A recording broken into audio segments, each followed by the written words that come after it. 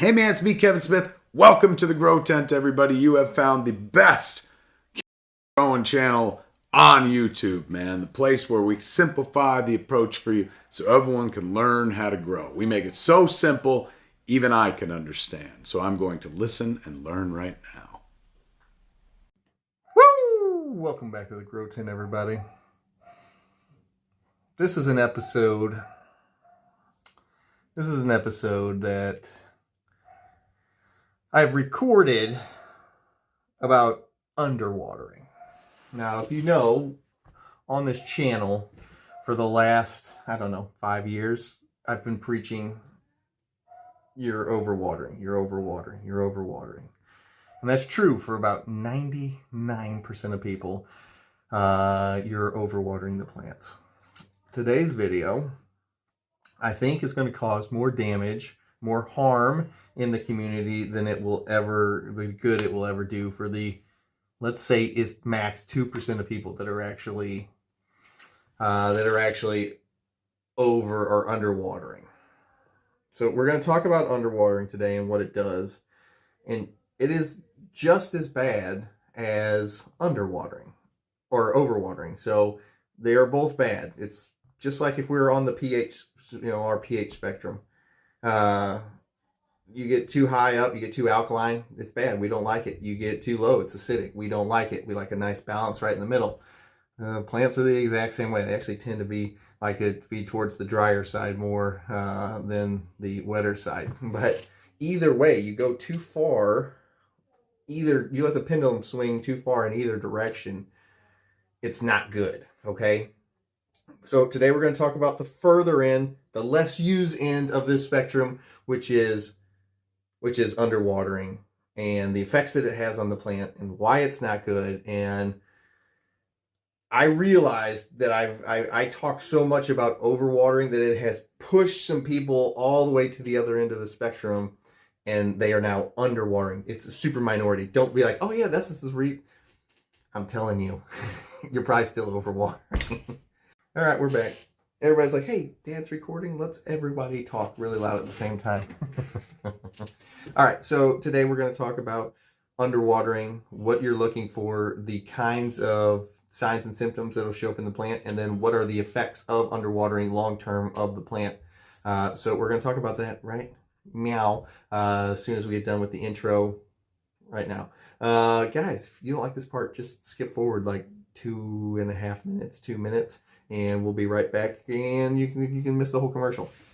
Guys, please remember to like, comment, subscribe, watch the full video, all that fun stuff. It all helps the algorithm of the channel. Since we're content creators, they don't like sharing our content, so it is much appreciated whenever you do that. Also, guys, if you haven't checked out our Patreon, you should probably check it out. Lots of really cool benefits, especially in the VIP tiers.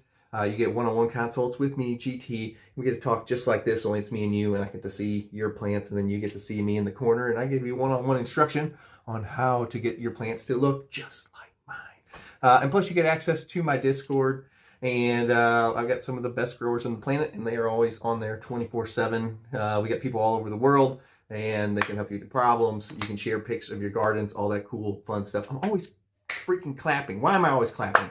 All right, guys, and now real quick, a commercial from Mars Hydro, the main sponsor. Kind of cool stuff. Guys, you're looking for any kind of new light, new tint, new whatever, check out Mars Hydro. This is actually the second way the channel makes money. It's not as much as the Patreon, but it's still a nice little bump. If you use the code WTTGT whenever you check out, we will get a nice kickback, and you will get a nice discount at checkout for any kind of new lights, new tints, new fans, etc. Mars Hydro pretty much makes anything you could want for your tint. They pretty much make to help you grow. They've got great products. We've been using them for years. They've been the main supporter of the channel since we had only 500 subscribers. They've been a supporter of the channel and a sponsor. So thanks again, Mars Hydro. Please remember to use the link in the video description below. Use our code, get a discount. We get kickback. Much appreciated. All right, that's enough. Okay. Woo! Okay, we're back. I cannot tell you how nervous I am about this episode for the potential damage that this episode I think can do. Like, I had this feeling about the PK booster episode, and I have the same feeling right now about this episode with underwatering and what we're going to talk about.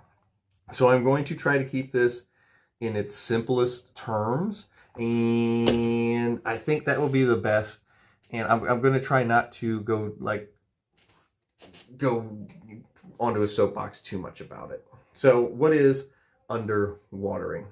Well, it's the exact opposite of overwatering. Overwatering is not a volume issue, but it is a chronic issue, something you do too often. On the same aspect, we're the exact opposite of the coin when we talk about underwatering. Underwatering is you are not watering the plant enough when it is time to water, and whenever you're letting too many dry days happen in between your waterings. So if I give you an example, let's say you're so worried about overwatering that every single time you water, you wait until the plant completely droops before you add water. This is 1000% incorrect. You may do this 1 or 2 times whenever you go from like a 3 gallon to a 5 gallon. Yeah, that's a normal aspect where we count the new days from the day it droops to the day it droops. That's so you can get your count. You don't do it every single time that you're watering. If you do that, you will lead it to underwatering, and you are damaging the plant's roots system tremendously whenever you do this repeatedly. Every once in a while, yeah, the plant will be fine. No damage, no nothing. It's kind of like if you left your light on overnight one night. Is it going to hurt anything? No. Is it great for the plant? Also a no, but it's not going to do any kind of long-term damage. But if you do this over and over and over again, just to make sure that you're not overwatering. Remember, whenever we do that droop to droop where we count the days in between, that is a learning tool so you can get the weight of the plant. Like, oh, hey, I know this plant's going to droop tomorrow. Let's pick this up. This is the weight of the bucket that I need to feel. I'm trying to teach you how to learn the proper weight so you don't have to wait for them to droop. So that way you know when it's time to water them. Because when you let them droop like that, it is detrimental because the root system is extremely fragile. And if you dry it out too much, oh my, this is going to... Please don't do the opposite of this like you guys will do and start overwatering your plants because of it, okay? Stick to our system. Watch our videos on how to water till proper runoff, and then when is the proper time to water. Make sure you watch those videos. Take them to heart. Learn the proper weights of the bucket, because what is going to happen, I know you guys are going to be like, oh, GT said make sure I don't underwater, and you're going to start overwatering the plants again. And we've worked so freaking hard to get you away from overwatering the plants because we all overwater, especially as new growers. It's a super common thing that we do. You're not alone. Everyone does it. Like I said, it's 98% of people that are overwatering versus underwatering. But we have had enough to where it deemed making a video, but please, for the love of Jeebus, don't overwater your plants. So what kind of damage will it incur if you're doing this where you wait for the plant to droop every time before you add water? As I said, this is an incorrect way to do it, especially if you're letting the plant really droop where it looks like it's about ready to die.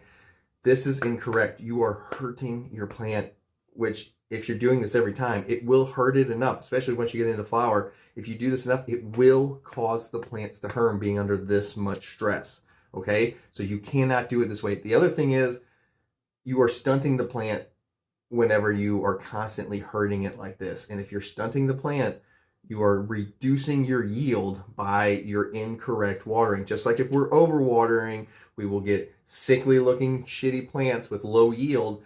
The exact same thing happens if we swing the pendulum all the way over to the other side. You will get less yield and less quality product. It's, once again, remember, we're trying to maintain this balancing act of staying right there in the middle. And if we swing it too far, it's like with anything else, water, our 3 main things are water, nutrients, and light.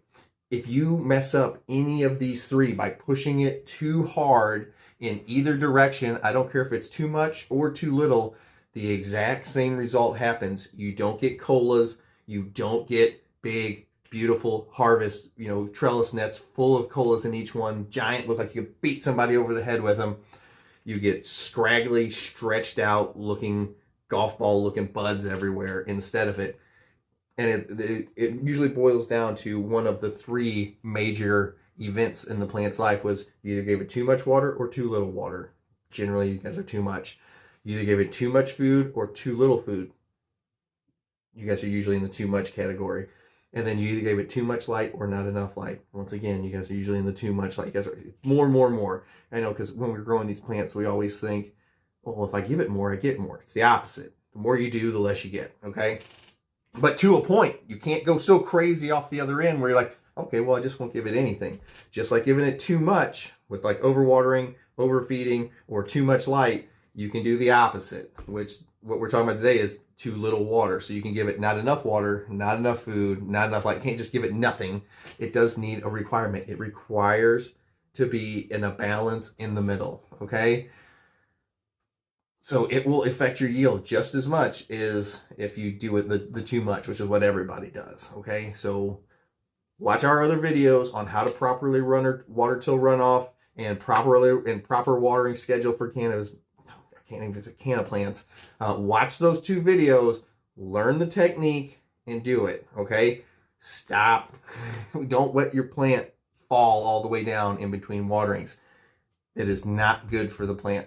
We'll watch our when to transplant video too, because we talk a little bit about watering after the transplants and when to do it and when not to do it. And that's the only time it's kind of acceptable, when we're going to let the plant droop, because we want to know our proper watering days. But we don't let it do that all the time. That's not like the default, like, oh, I just wait till it falls all the way down and then I water. No, you are really messing up the rhizosphere and the root system in your plant's media mix, okay? You cannot let it get that dry to where the whole plant falls down like that. That is not what I have ever said. Only whenever we're doing our little tests, because we can recover from that. But you can't do it all the time. It will not work out for you. You will get decreased yields. And if this is something you've been doing, now is the time to go back, rewatch some of those old videos, and check it out. I'll see you guys next time. GT out.